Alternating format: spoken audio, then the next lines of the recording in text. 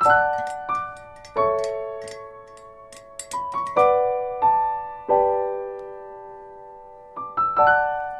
ayan guys. Ito yung na-receive natin guys. Bigay ng anak ko. Ayan. Dahil alam niya na pag kumain ako ng chocolate, ayan na naman tayo. So, ayan. Coffee with chocolate. Diba?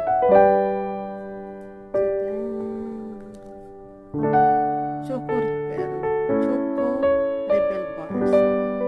Choco Rebel Bars. So, ito yung bigay sa akin.